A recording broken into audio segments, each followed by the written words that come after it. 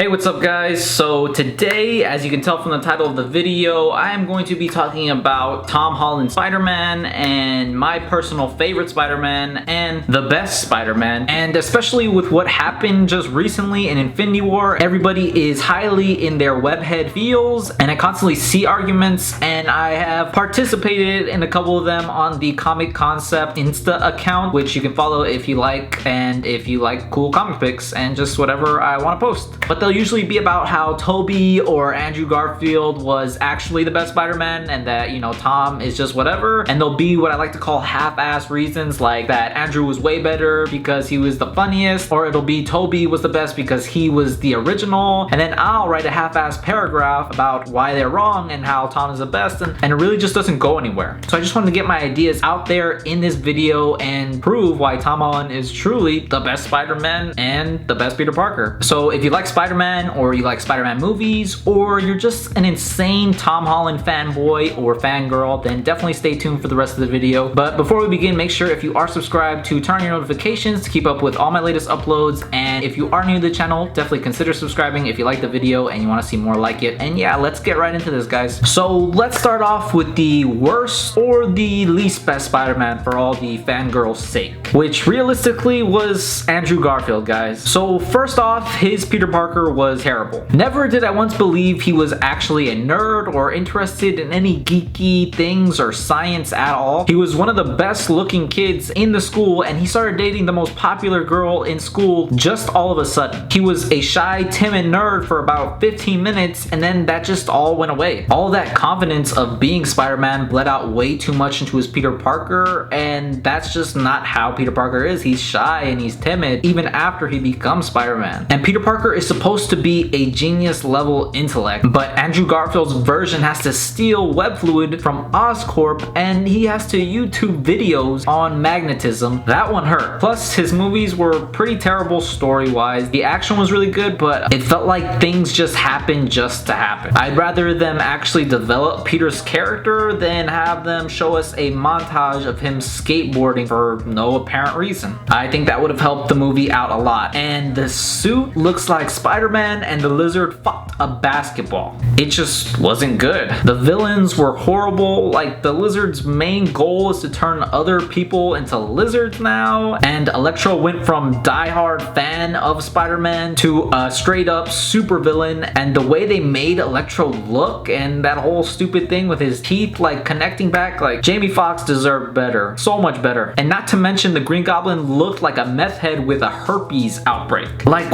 why was he even in the movie at all or doing anything? Like, come on, dude. If Spider-Man gave you his blood, you would fucking die. That's just it. You don't have to kill your friend, you don't have to kill him or kill his girl. You could have just stayed home and that's it. And he didn't even get any blood in the end and he still survived. So it's like, what are you doing, dude? And the Rhino. What they did to the Rhino in The Amazing Spider-Man 2 is the worst thing that could ever happen to any character or villain. Just like 5 minutes of the Rhino when this was advertised as Spider-Man's greatest threat, and they put Rhino on those posters, and he was literally in the movie for like 5 minutes and he gets beasted probably. We don't know. We didn't even see the ending. And the movie had way too many subplots with Richard and Mary Parker and that whole lightning dude, and it was just a bunch of unnecessary things and an overload of world building and trying to set up the Sinister Six and all these spin-off movies, and I just left the theater not caring. And I remember going to see this movie and being excited because my big brother was taking me to go see this movie. We're in the XD theater and it's Spider-Man. I was super excited because it was Spider-Man, and I left the theater just not caring about it at all or what would happen next. But enough shitting on the Amazing Spider-Man series and Andrew Garfield. Some of the good was that Andrew Garfield actually was a pretty great Spider-Man. He was very witty and good with the quips, and it was very awesome, and it was a very noticeable quality that Andrew Garfield brought to the role prior to what we had already seen from Tobey Maguire. So that was really awesome to see Spider-Man that was so hilarious. Just extremely confident when that suit was on. He also developed his own web shooters, and that's another awesome thing that we got that we didn't have prior to that, which was also a little hint of that Parker intelligence. The Amazing Spider-Man 2 suit was awesome and still holds up to this day as one of my favorite Spider-Man suits, just because it was so good and so accurate to the comic. Even though I always thought the head looked a little too big, but all in all, it was a great suit. And I really enjoyed that Gwen Stacy was actually an intelligent and useful love interest in Peter Parker's life. Before that, all we knew was Kirsten Dunst and just screaming and being the damsel in distress, and it was really refreshing to see Emma Stone be somebody that could actually help Peter and Spider-Man out. But all in all, I don't blame Andrew Garfield or anybody that was in the movie for the failure of the franchise. I mostly blame Sony for trying to appeal to absolutely every demographic there was and appealing to none of them really, except for insane fangirls and fanboys.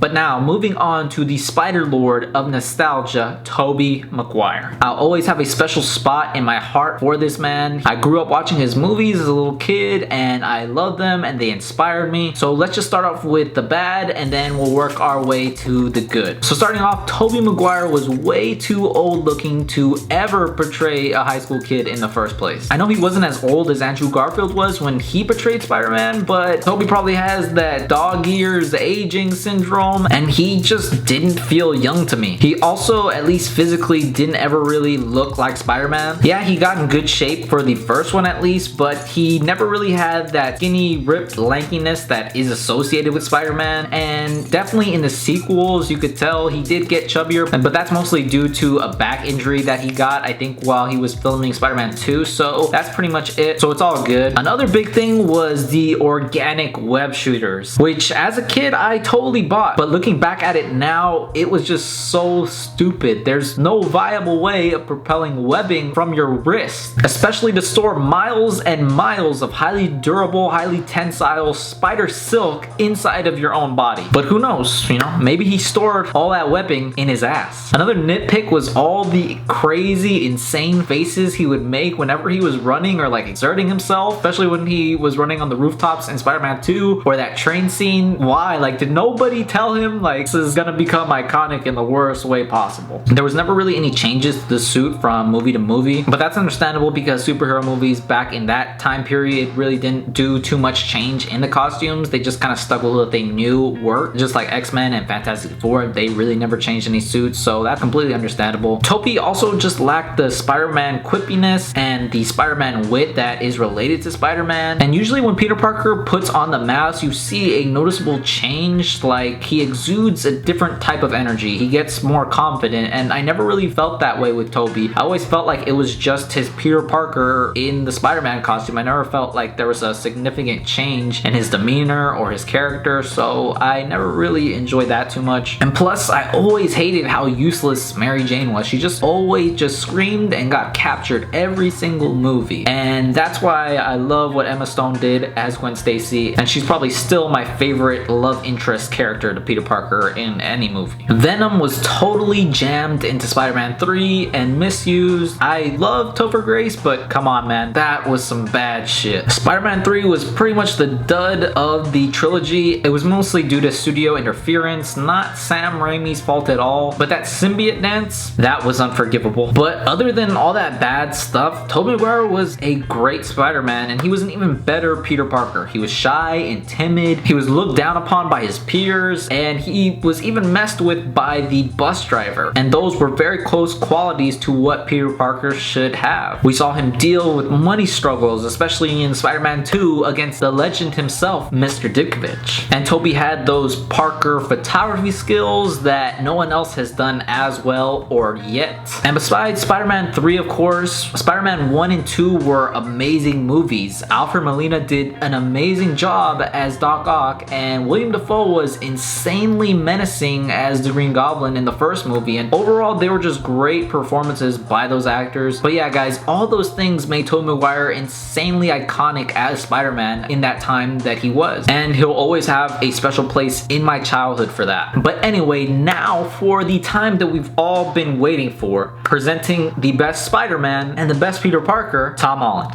So let's start off with Tom's amazing example of Peter Parker's genius level intellect. Tom's Peter Parker participates in academic decathlon, which just sounds hard and intelligent. He easily interprets problems, and he did so to trump Flash in that classroom scene. His teacher and all of his academic decathlon homies, who are as smart as you can get, being in the academic decathlon in a school that that focuses primarily on science and technology, but they, as well as the teacher, were very pressed to hear when Peter said that he wouldn't be able to make it to the academic decathlon because he is a genius and they want a genius to be on their team, and the teacher even let him go on the field trip last minute, which no other teacher does, because if you have Parker on your side, the chances of winning just went up through the roof. He developed his own web fluid and continues to, and he didn't have to steal it from anywhere or anyone. As well, he built his own web shooters before Tony Stark ever did for him, and he even escaped a Tony Stark secured facility with, yes, a little help from Karen, but with a calculator, guys, which is insane, and I definitely couldn't see Tobey or Andrew's Spider-Man or Peter Parker doing that at all. He's a huge nerd and geek like Peter Parker is supposed to be, especially in this day and age. He loves pop culture. He's always referencing classic movies. He loves Legos, and he gets hyped when Ned tells him about building the Death Star. And he was also previously in band, which is typically not considered to be the coolest thing you could do in high school, but that's how Peter is supposed to be. Tom also just looks like Spider-Man the most. He has the same type of build that you'd expect Spider-Man to have, that ripped, skinny lankiness, especially for a Spider-Man that's only 15 years old. And he was actually like 19 when he shot Civil War and he made his debut in the MCU, so he's the closest to what an actual teenager and somebody that goes to high school should look like. Athletically, he's also the best as well. He was actually able to do a lot of his own stunts due to his gymnastics background and was able to do a lot of Spidey-like flips, which is just badass. And he's also an amazing young actor. If you've never seen the movie The Impossible, definitely check it out to see how long he's been killing it at acting. And one of the greatest things about Tom is that he was a huge fan of Spider-Man and the MCU way before he was ever cast, and still is. Spidey being his favorite superhero and him having the actual opportunity to portray his favorite character is just perfect. I always say when people, or especially actors, care about what they're doing, special things tend to happen, and that's another reason why his Spider-Man is so good and his Peter Parker is so good as well. His solo standout movie was awesome and very fun, and it avoided a lot of the past trumps of the other Spider-Man movies. It didn't show us the spider bite or Uncle Ben's death, and instead it respected the audience's knowledge of this iconic character that we've seen so many times, and it kept it fresh. And I felt like Homecoming wasn't just a good movie, but it was also a good Spider-Man movie, and just depicted everything I thought a Spider-Man movie should be, especially a Spider-Man that's in high school. Michael Keaton's Vulture was an amazing villain in character, very menacing. He had an awesomely real-world adapted suit that respected the comics in certain ways but made it way more badass. He had great motivations and even came off charming at some times, which is just a Michael Keaton kind of thing. But having a strong villain in a movie is super important, and they did it very well in this one. And most importantly, I actually cared about all the primary characters that were featured in this movie. Like, I want to see more Ned, I want to see more Michelle, I want to see more of Peter's teachers, I want to see more of Aunt May, I want to see all these characters more, and I'm eager to see them, and that's always a good sign. Now for Tom's great Spidey qualities. He was also great with the quips and very balanced in that department, which made for a lot of hilarity. The suits that he's worn are all awesome. Even the prototype homemade suit was pretty dope, and I love the official Homecoming suit. I just love the small logo, the blown up bug on the back, the texturing of the suit is really cool, and the expressive eyes that let him look like different Spider-Man styles throughout time, and the non-raised webbing look, which I heard presents some trouble because red is a hard color to like VFX and motion, but in my opinion it looked pretty good. He also already has a good amount of physical feats displaying that spectacular spider strength, whether it be catching an airport terminal or holding together a torn apart Staten Island ferry or lifting himself up from the rubble, which was iconic as hell, and I clapped for that. But my personal favorite physical feat was when he kicked Giant Man in the face in Civil War, and it actually looked like somebody his own size hit him, and I just thought that was such an amazing little detail. So thank you very much for that, Russos. I noticed it and I loved it. And Tom's Peter Parker and Spider-Man just fits so perfectly in the MCU, providing that youthful energy and levity in some of the hardest moments, and realistically within the world he lives in with other spectacular people like him. But the most important thing and reason why Tom's Spider-Man is the best is obviously because of the web wings. Not really, but come on guys. Nobody ever thought that they would actually put web wings in the movie. Nobody ever thought they'd ever ever see Spider-Man on the big screen with those web pits. But they not only gave us that, they made it make sense, they made it functional, and they made it kind of cool. Tom's Peter Parker is perfect, especially where he's at right now in his young life as a 15-year-old Spider-Man. He's shy, timid, he's nerdy, he has one best friend, he's super intelligent, he has trouble talking to girls, and he just reflects what a Spider-Man in this time period and in the world he lives in should be. Full of superheroes that he's been growing up admiring, and now that he's become one, he is super excited for that, and that's natural. You see him balancing his school life, dealing with being Spider-Man, his relationships with his friends and the people he loves, and dealing with all that great power and responsibility, all while being a normal teenager. And I know all the things that people have gripes about and that haven't really been portrayed, at least yet, like how the spider sense really isn't present in Homecoming, but we know that it's there because we've seen Infinity War and it came out in instances in Civil War, so I'm pretty sure it'll be more prominent in the sequels. Yes, we haven't really seen any of those notorious Parker photography skills yet, but I'm sure once he gets older and they do eventually establish some form of the Daily Bugle in the MCU, and we'll see that side of Peter Parker. And one of the biggest things that people talk shit about Tom Spider-Man is that he is too reliant on the Stark suit and in Stark Tech, and basically that he's Tony Stark's bitch, which is just kind of stupid to me because Peter Parker grew up with Tony Stark being a superhero, an icon, a celebrity. Especially with how technologically inclined Peter is and how innovative he is, Tony Stark would have been a huge idol for Peter Parker growing up, and he reacts just like how anyone else would react to meeting their idol or a celebrity that they really like. And the whole third act of Homecoming was about him not needing Stark Tech or the Stark suit to be Spider-Man or to do the right thing. But yeah guys, so those are all my opinions and the facts that I wanted to present today about why Tom is the best Spider-Man and the others really just aren't the best Spider-Man compared to him and what he's done so far. But yeah, Tom just really puts it all together. He has a good Peter Parker, he has a good Spider-Man, he's young enough to carry this franchise forever and be a believable Spider-Man,